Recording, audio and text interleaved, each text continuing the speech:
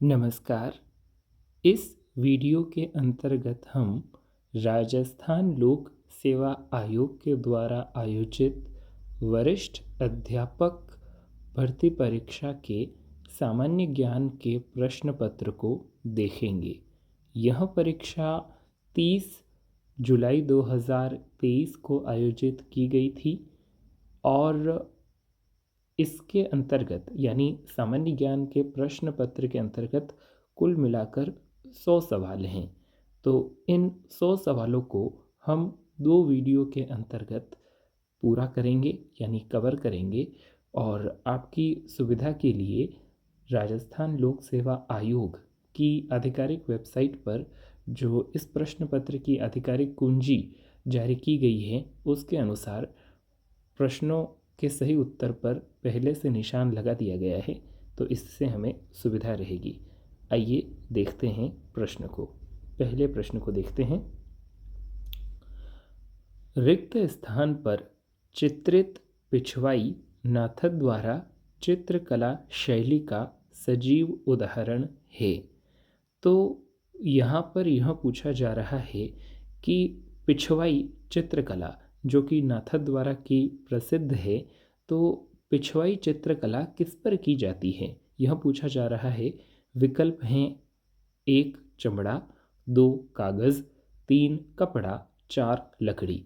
तो हम जानते हैं बहुत ही प्रसिद्ध है पिछवाई चित्रकला कपड़े पर की जाती है और जो देवी देवताओं का पार्श्व होता है यानी जो पृष्ठभूमि होती है उसके श्रृंगार के लिए ये छपाई वाला कपड़ा यानी चित्रकला वाला कपड़ा उपयोग में लाया जाता है। श्रीनाथ जी की पिछवाइयाँ प्रसिद्ध हैं, तो पिछवाई यानी पीछे यानी पार्श्व में ये श्रृंगार के लिए और सजावट के लिए उपयोग में लाई जाती हैं पिछवाइयाँ।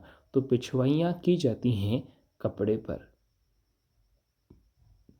दूसरा सवाल है, मोर बांधिया, पहरावना और ताड़ना नामक 3 प्रकार के विवाह किस जनजाति में प्रचलित हैं।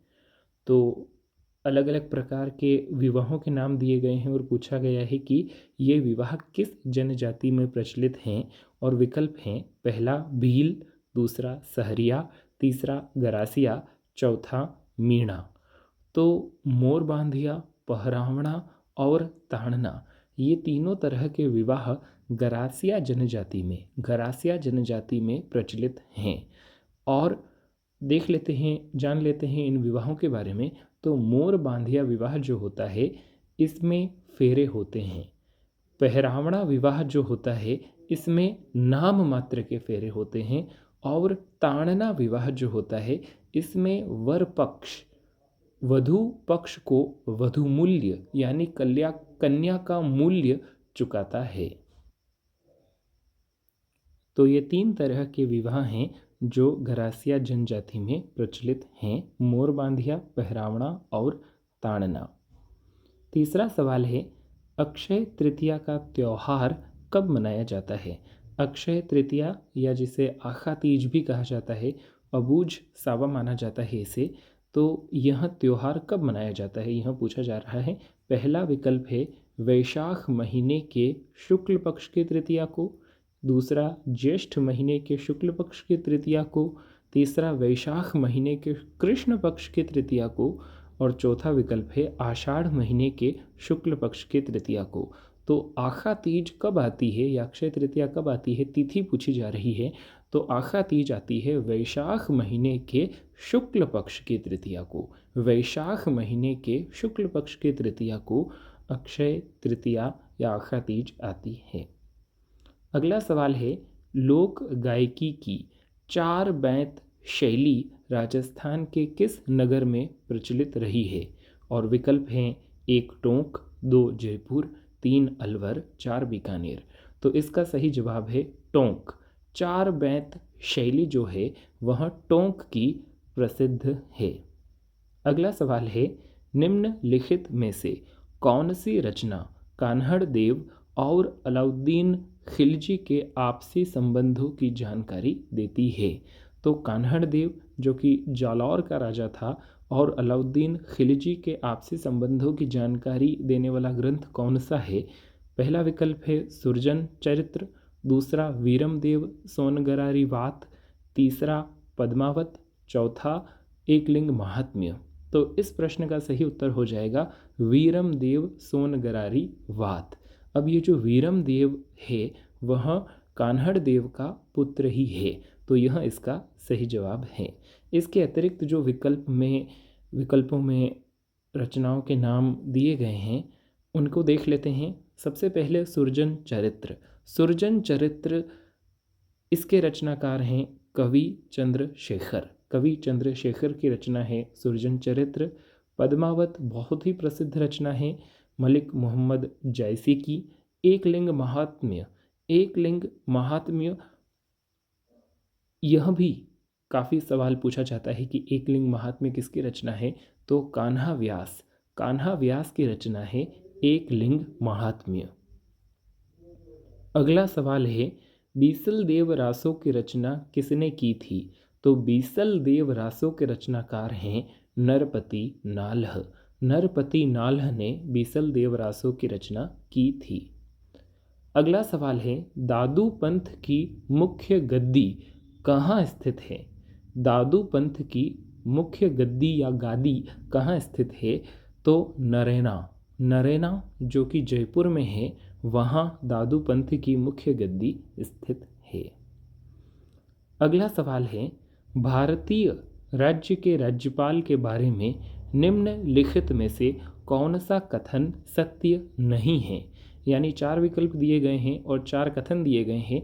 इनमें से 3 कथन सही हैं और 1 कथन गलत है और हमें गलत कथन की पहचान करनी है।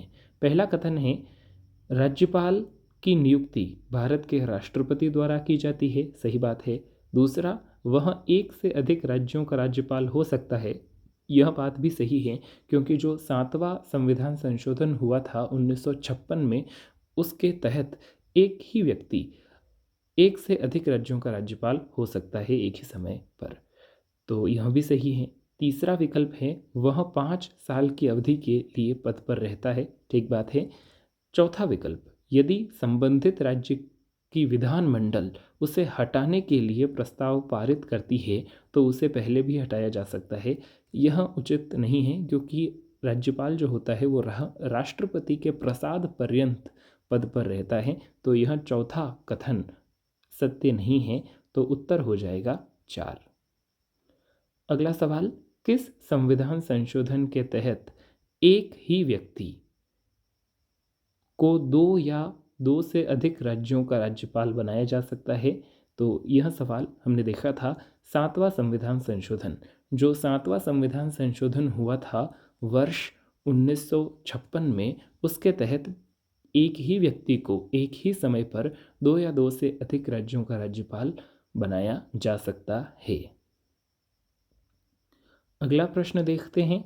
मंडन, सूत्रधार मंडन जो कि महाराणा कुंभा के दरबार में थे, तो सूत्रधार मंडन द्वारा निम्नलिखित किन पुस्तकों की रचना की गई थी? पहला विकल्प है राजवल्लभ, दूसरा रूपावतार, तीसरा देवमूर्ति प्रकरण और चौथा वास्तुसार। तो ये चारों विकल्प सही हैं और मंडन, सूत्रधार मंडन के द्वारा इन चारों पुस्तकों की रचना की गई थी। तो राजवल्लभ, रूपावतार, देवमूर्ति प्रकरण और वास्तुसार, इन चारों रचनाओं का रचनाकार सूत्रधार मंडन ही था। राजस्थान के मुख्यमंत्री, अगला सवाल है राजस्थान के मुख्यमंत्री के अपने प्रथम कार्यकाल के दौरान श्री अशोक गहलोत ने मुख्यमंत्री का पद निम्न में से किस तारीख को संभाला? तो यहाँ पर पूछा जा रहा है कि श्री अशोक गहलोत जब पहली बार राजस्थान के मुख्यमंत्री बने तो वह तारीख कौन सी थी जिस दिन उन्होंने पदभार संभाला? तो इसका सही जवाब हो जाएगा 1 दिसंबर 1998। तो 1 दिसंबर 1998 को श्री अशोक गहलोत पहली बार राजस्थान के मुख्यमंत्री बने थे। अगला सवाल महत्वपूर्ण है और यह संबंधित है 15वीं विधानसभा से वर्तमान में 16वीं विधानसभा कार्यरत है, लेकिन यह सवाल महत्वपूर्ण है। राजस्थान की 15वीं विधानसभा में अनुसूचित जाति और अनुसूचित जनजाति के लिए आरक्षित निर्वाचन क्षेत्रों में से कितने में महिला सदस्य निर्वाचित हुई हैं? महत्वपूर्ण सवाल है। और उस समय के अनुसार जो सही विकल्प है वह है 8 महिलाएं अनुसूचित जाति से यानी एसटी से, क्षमा कीजिए एससी से, और 3 अनुसूचित जनजाति से यानी एसटी से थीं 15वीं विधानसभा में। लेकिन वर्तमान में 16वीं विधानसभा कार्यरत है। तो वर्तमान में जो स्थिति है वह यह है कि 7 महिलाएं अनुसूचित जाति से हैं और 2 महिलाएं अनुसूचित जनजाति से हैं। 16वीं विधानसभा की यह स्थिति है वर्तमान में, 7 एससी से और 2 एसटी से। अगला सवाल है, निम्नलिखित में से किसने सबसे कम कार्यकाल के लिए राजस्थान राज्य मानवाधिकार आयोग के अध्यक्ष का पद संभाला? तो राजस्थान राज्य मानवाधिकार आयोग के अध्यक्ष का पद जिसने सबसे कम समय के लिए संभाला या फिर जिनका कार्यकाल सबसे कम अवधि का था, वे हैं जस्टिस सुश्री कांता भटनागर। तो जस्टिस सुश्री कांता भटनागर का कार्यकाल सबसे कम रहा राजस्थान राज्य मानवाधिकार आयोग के अध्यक्ष के रूप में, और जस्टिस सुश्री कांता भटनागर राजस्थान राज्य मानवाधिकार आयोग की पहली अध्यक्षा भी रहीं। अगला सवाल है, निम्नलिखित में से कौन सबसे कम अवधि तक राजस्थान का मुख्यमंत्री रहा? विकल्प हैं टीकाराम पालीवाल, दूसरा विकल्प है बरकतुल्ला खान, तीसरा विकल्प है हीरालाल देवपुरा, चौथा विकल्प है जगन्नाथ पहाड़िया। तो इन विकल्पों में जो मुख्यमंत्री सबसे कम अवधि के लिए पद पर रहा वे हैं हीरालाल देवपुरा। श्री हीरालाल देवपुरा सही उत्तर। 15वां प्रश्न है, सबसे छोटे कार्यकाल वाले राजस्थान के मुख्य सचिव हैं। वैसे यह प्रश्न राजस्थान लोक सेवा आयोग के द्वारा डिलीट कर दिया गया था, लेकिन इसका सही जवाब राजीव स्वरूप है। राजीव स्वरूप सबसे छोटे कार्यकाल वाले राजस्थान के मुख्य सचिव। अगला सवाल है, पंचायती राज अधिनियम 1994 की धारा 14 के अनुसार 4 लाख की जनसंख्या वाली जिला परिषद में कितने सदस्य निर्वाचित होंगे? एक बार फिर से देखते हैं सवाल को। पंचायती राज अधिनियम 1994 की धारा 14 के अनुसार 4 लाख की जनसंख्या वाली जिला परिषद में कितने सदस्य निर्वाचित होंगे? तो इसका सही उत्तर है 17 सदस्य निर्वाचित होंगे 4 लाख की जनसंख्या वाली जिला परिषद में। अगला सवाल है, निम्नलिखित में से किस वर्ष राजस्थान पंचायती राज अधिनियम में संशोधन नहीं हुआ? ध्यान दीजिए, 4 विकल्प दिए गए हैं और यह पूछा गया है कि किस वर्ष संशोधन नहीं हुआ था। तो राजस्थान पंचायती राज अधिनियम 1994 में वर्ष 1999 में संशोधन हो चुका है, 2000 में संशोधन हो चुका है, 2004 में संशोधन हो चुका है, लेकिन यहाँ पर जो विकल्प दिया गया है 2002 में कोई संशोधन नहीं हुआ था राजस्थान पंचायती राज अधिनियम में। तो सही जवाब हो जाएगा 2002, क्योंकि 1999, 2000 और 2004 में तो संशोधन हुए थे। यह अगला सवाल करंट अफेयर्स का है, तत्कालीन करंट अफेयर्स का।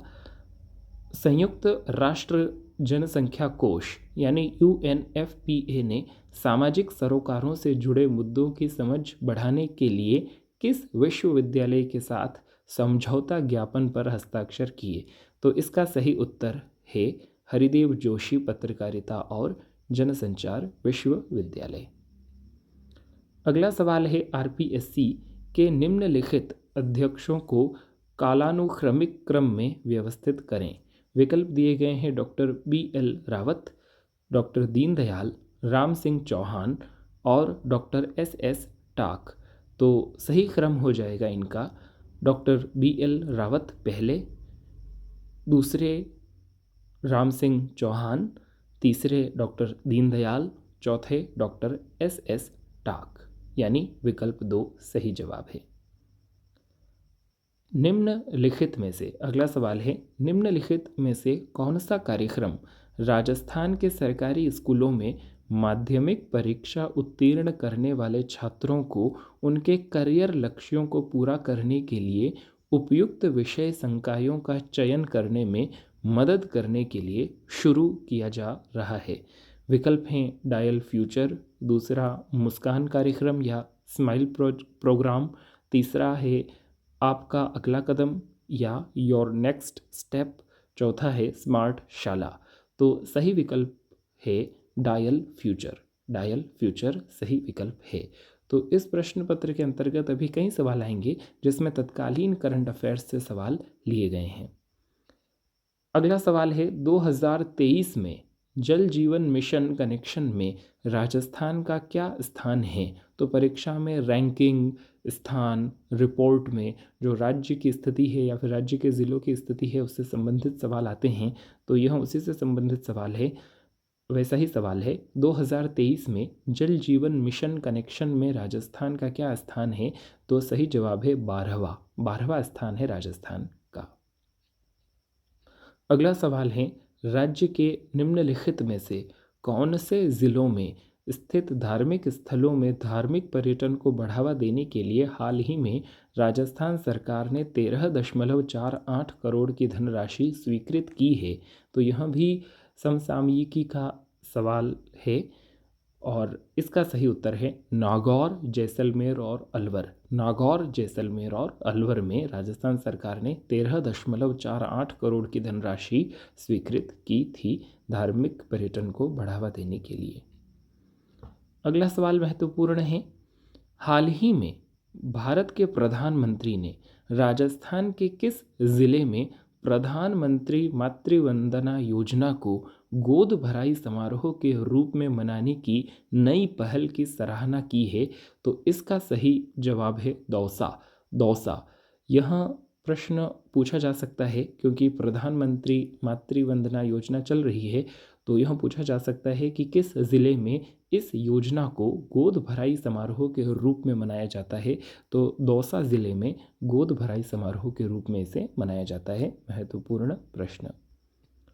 अगला सवाल है, राजीव गांधी ग्रामीण और शहरी ओलंपिक खेल 2023 में क्रमशः कितने कितने खेलों को शामिल किया गया? तो इसका सही उत्तर है 7 खेलों को शामिल किया गया। अगला सवाल, हाल ही में राजस्थान क्रीड़ा परिषद द्वारा 63वां केंद्रीय आवासीय खेल कूद प्रशिक्षण शिविर का आयोजन किस स्थान पर किया गया? तो यह भी समसामयिकी का ही सवाल था और इसका सही उत्तर हो जाएगा माउंट आबू। हाल ही में दिल्ली में आयोजित 11वीं भारतीय ओपन चैंपियनशिप में राजस्थान की अनुया प्रसाद ने 10 metre air pistol deaf woman category में कौन सा मेडल जीता है? तो यह भी समसामयिकी का सवाल था और इसका सही जवाब है स्वर्ण पदक। लेकिन यह जानकारी कि अनुया प्रसाद का संबंध किस खेल से है या किस वर्ग से है, यह हमारे लिए महत्वपूर्ण रहेगा। तो अनुया प्रसाद, इनका संबंध है एयर पिस्टल से और डेफ वुमन कैटेगरी के अंतर्गत ये खेलती हैं। हाल ही में, अगला सवाल, हाल ही में नई दिल्ली में आयोजित 67वें नेशनल स्कूल गेम्स में राजस्थान के प्रणय चोरड़िया और युक्ति हर्ष ने व्यक्तिगत स्वर्ण पदक जीते हैं। उन्होंने ये पदक किस खेल में जीते हैं? तो यह भी समसामयिकी का सवाल है, लेकिन जानकारी महत्वपूर्ण है कि प्रणय चोरड़िया और युक्ति हर्ष ये दोनों खिलाड़ी राजस्थान के हैं और इनका संबंध किस खेल से है? तो इनका संबंध शतरंज से है। तो प्रणय चोरड़िया और युक्ति हर्ष का संबंध शतरंज से है। इसके अतिरिक्त एक जानकारी जो काम आ सकती है वह ये है कि जो प्रश्न आया था राजस्थान के मुख्य सचिव से संबंधित, तो वर्तमान में जो राजस्थान के मुख्य सचिव हैं वे हैं सुधांश पंत।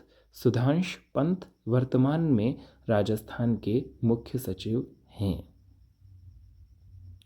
अगला सवाल देखते हैं।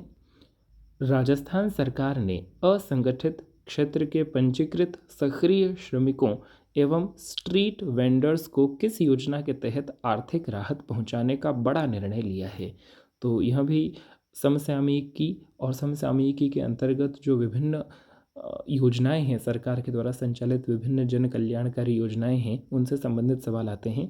तो यह योजना है चिरंजीवी श्रमिक संबल योजना। नाम से ही स्पष्ट है, चिरंजीवी श्रमिक संबल योजना के तहत आर्थिक राहत पहुंचाई जाती है असंगठित क्षेत्र के पंजीकृत सक्रिय श्रमिकों और स्ट्रीट वेंडर्स को। अगला सवाल राजस्थान लोक सेवा आयोग के द्वारा डिलीट कर दिया गया कि दबाव पेटियों के मौसमी स्थानांतरण के कारण पछुआ पवनों के व्यवहार में क्या परिवर्तन आता है, यह राजस्थान लोक सेवा आयोग के द्वारा डिलीट कर दिया गया था। अगला सवाल बेहद आसान है। पृथ्वी दिवस कब मनाया जाता है? अर्थ डे कब मनाया जाता है? तो 22 अप्रैल को। 22 अप्रैल को पृथ्वी दिवस मनाया जाता है, 2-2-4 यानी 22 तारीख और चौथा महीना। अगला सवाल है, निम्नलिखित में से किस देश का 2023 में जनसंख्या घनत्व न्यूनतम था? तो जो विकल्प दिए गए हैं ऑस्ट्रेलिया, रूस, यूक्रेन और सिएरा लियोन। तो इन विकल्पों में जो सबसे कम जनसंख्या घनत्व वाला देश है वह ऑस्ट्रेलिया है। अगला सवाल, विश्व युवा रिपोर्ट 2005 के अनुसार, तो यह जानकारी महत्वपूर्ण है कि वर्ल्ड यूथ रिपोर्ट का वर्ष अगर हमसे पूछ लिया जाए, वर्ल्ड यूथ डे का वर्ष पूछ लिया जाए, क्षमा कीजिए, वर्ल्ड यूथ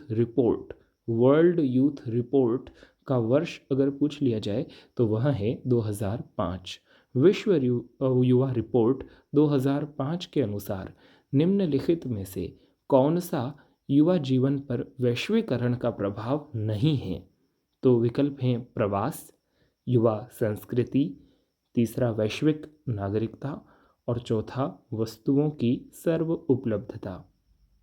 तो स्पष्ट सी बात है कि वस्तुओं की सर्व उपलब्धता यह असंगत विकल्प है और विश्व युवा रिपोर्ट इसका समय है 2005। अगला प्रश्न है, नीचे दिए गए कूट की सहायता से सही युग्म का चयन कीजिए। तो एक तरफ महासागर दिए गए हैं और दूसरी तरफ उन महासागरों से संबंधित जो मार्जिनल सी हैं या सीमावर्ती सागर हैं उस विशेष महासागर के, उनका नाम दिया गया है। तो हमें मिलान करना है। तो सबसे पहले प्रशांत महासागर। प्रशांत महासागर के सामने है कोरल सागर। तो क्या कोरल सागर प्रशांत महासागर का सीमावर्ती सागर है? तो जी हाँ, यह कोरल सागर प्रशांत महासागर का मार्जिनल सी यानी सीमावर्ती सागर है। दूसरा विकल्प है हिंद महासागर के सामने दिया गया है बंडा सागर। तो क्या बंडा सागर हिंद महासागर का सीमावर्ती सागर है? तो जी नहीं, हिंद महासागर का सीमावर्ती सागर बंडा सागर नहीं है। बंडा सागर प्रशांत महासागर का ही सीमावर्ती सागर है, तो यह उचित नहीं है। तीसरा है आर्कटिक। आर्कटिक महासागर का क्या कारा सागर मार्जिनल सी या सीमावर्ती सागर है? तो जी हाँ, यह विकल्प ठीक है। आर्कटिक सागर का सीमावर्ती सागर है कारा सी। चौथा विकल्प है अटलांटिक महासागर। तो अटलांटिक महासागर के सामने दिया गया है बेरिंग सी। तो क्या बेरिंग सी अटलांटिक महासागर का सीमावर्ती सागर है? तो जी नहीं, अटलांटिक महासागर का सीमावर्ती सागर बेरिंग सी नहीं है। बेरिंग सी जो है वह प्रशांत महासागर का ही मार्जिनल सी है। तो ए और सी यानी विकल्प नंबर 3 सही उत्तर है। अगला प्रश्न है, नर्मदा और तापी की घाटियों के बीच कौन सी श्रेणी स्थित है? पहला विकल्प है रायल सीमा, दूसरा सह्याद्री, तीसरा विंध्यन, चौथा सतपुड़ा। तो नर्मदा और तापी की घाटियों के बीच सतपुड़ा श्रेणी स्थित है। सतपुड़ा विकल्प नंबर 4। अगला प्रश्न है, अंडमान और निकोबार द्वीप समूह में अधिकांशतः किस प्रकार के वन पाए जाते हैं? तो विकल्प दिए गए हैं, उष्ण कटिबंधीय शुष्क पतझड़ वन, दूसरा विकल्प है आर्द्र शीतोष्ण वन, तीसरा विकल्प है नम उष्ण कटिबंधीय पर्णपाती वन और चौथा विकल्प है उष्ण कटिबंधीय सदाबहार वन। तो अंडमान तथा निकोबार द्वीप समूह में अधिकांशतः उष्ण कटिबंधीय सदाबहार वन पाए जाते हैं। चौथा विकल्प सही उत्तर है। अगला प्रश्न महत्वपूर्ण है, गलत युग्म चुनना है। एक तरफ क्षेत्र दिया गया है और दूसरी तरफ ऊर्जा संसाधन का नाम दिया गया है और हमें मिलान करना है कि क्या सामने दिया गया क्षेत्र के सामने दिया गया जो ऊर्जा संसाधन है वह उससे संबंधित है या नहीं है। तो नाहरकटिया कहाँ है? तो नाहरकटिया असम में है और इसके सामने गैस दिया गया है। तो नाहरकटिया में क्या गैस जो एनर्जी रिसोर्स है पाया जाता है? तो जी हाँ, यह सही विकल्प है। झरिया कहाँ है? तो झरिया झारखंड में है और झरिया में क्या कोयला पाया जाता है? जी हाँ, यह सही है। अगला विकल्प है अलिया बेट कहाँ है? तो अलिया बेट गुजरात में है। क्या अलिया बेट में तेल पाया जाता है? तो जी हाँ, अलिया बेट में तेल पाया जाता है। चौथा विकल्प है मोरान हुगरीजन, इसके सामने दिया गया है कोयला। तो जी नहीं, यह उचित विकल्प नहीं है। मोरान हुगरीजन में कोयला नहीं पाया जाता है, मोरान हुगरीजन में तेल पाया जाता है। और मोरान हुगरीजन है कहाँ? तो मोरान हुगरीजन यह भी असम में ही है और नाहरकटिया से ज़्यादा दूर नहीं है। तो विकल्प संख्या 4 सही जवाब। अगला प्रश्न है, मानसूनी वर्षा में क्षेत्रीय भिन्नता सहायक है किसमें? विभिन्न प्रकार की फसलें उगाने में, दूसरा तापमान बढ़ाने में, तीसरा भूमि की क्षमता बढ़ाने में, चौथा सूखा शमन में। तो सही विकल्प है विभिन्न प्रकार की फसलें उगाने में मानसूनी वर्षा में क्षेत्रीय भिन्नता सहायक है। अगला प्रश्न है, कोंकण, कनारा और मालाबार उप प्रदेश हैं किसके? कोंकण, कनारा और मालाबार उप प्रदेश हैं किसके? पहला विकल्प है पश्चिमी घाट के, दूसरा विकल्प है पूर्वी तटीय मैदान के, तीसरा विकल्प है गुजरात तटीय मैदान के और चौथा विकल्प है पश्चिमी तटीय मैदान के। तो सही विकल्प हो जाएगा पश्चिमी तटीय मैदान। पश्चिमी तटीय मैदान के यानी वेस्ट कोस्टल प्लेन के ये कोंकण, कनारा और मालाबार उप प्रदेश हैं। अगला प्रश्न है, निम्नलिखित में से कौन से बजट में सरकार ने घोषणा की थी कि भारत में कृषकों को उनकी उत्पादन लागत से कम 1.5 गुना न्यूनतम समर्थन मूल्य दिया जाएगा? तो इसका सही विकल्प है संघीय बजट यानी यूनियन बजट 2018-19 में केंद्र सरकार ने यह घोषणा की थी।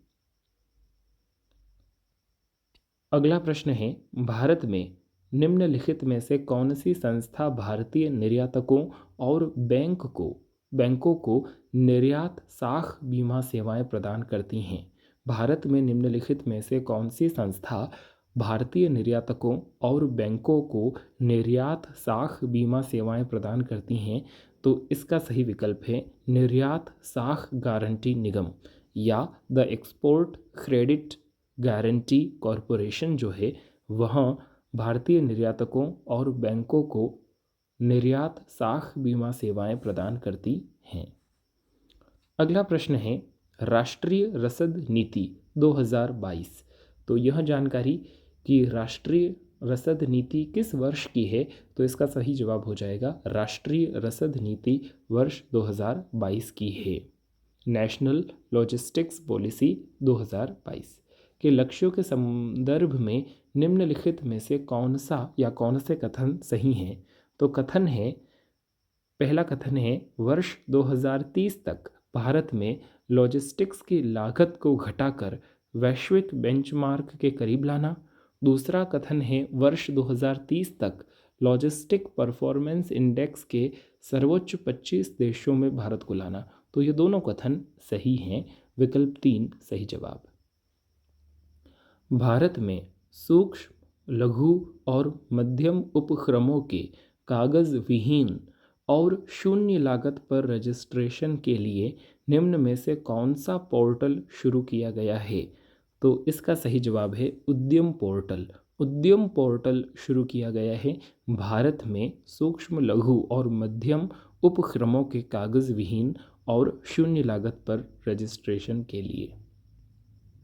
अगला प्रश्न है, भारत शासन अधिनियम 1935 के तहत महासंघ में अवशिष्ट शक्तियां दी गईं, यानी जो अवशिष्ट शक्तियां थीं वे किसे दी गईं भारत शासन 1935 के तहत?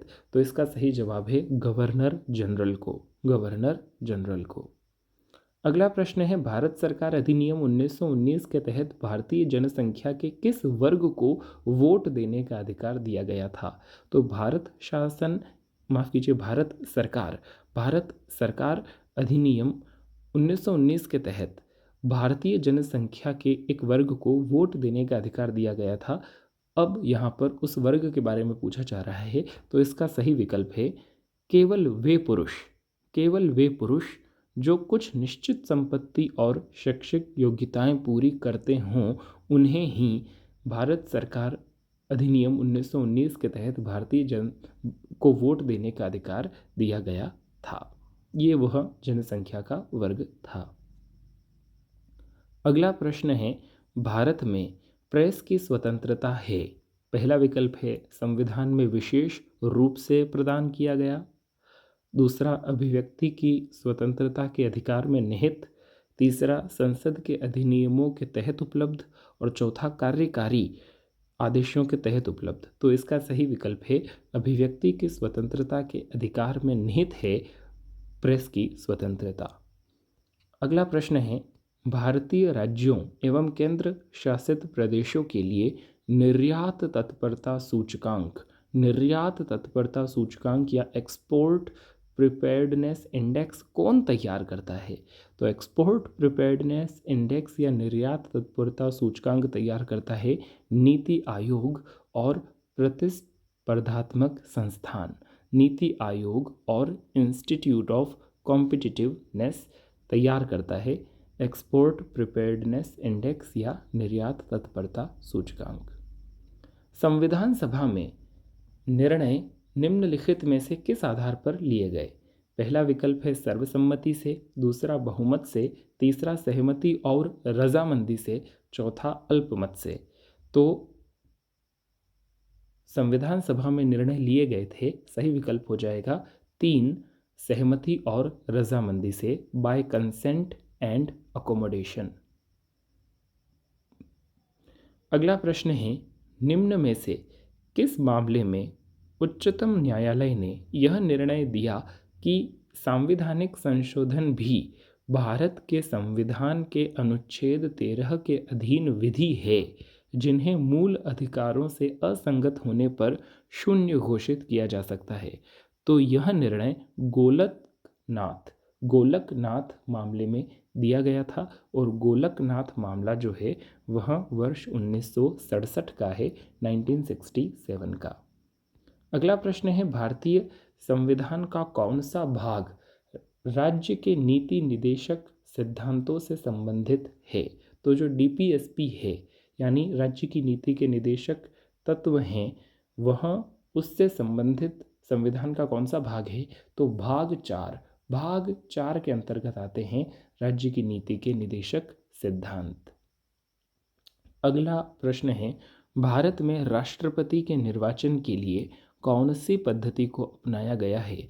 तो इसका सही उत्तर हम सभी जानते हैं, अप्रत्यक्ष निर्वाचन या इनडायरेक्ट इलेक्शन को अपनाया गया है भारत के राष्ट्रपति के निर्वाचन के लिए। तो यह था वरिष्ठ अध्यापक भर्ती परीक्षा वर्ष 2022 का प्रश्न पत्र, सामान्य ज्ञान का प्रश्न पत्र और उसके शुरुआती 50 प्रश्न। इस प्रश्न पत्र को हम दूसरे हिस्से में यानी एक अन्य वीडियो में पूरा कवर करेंगे। तब तक के लिए धन्यवाद।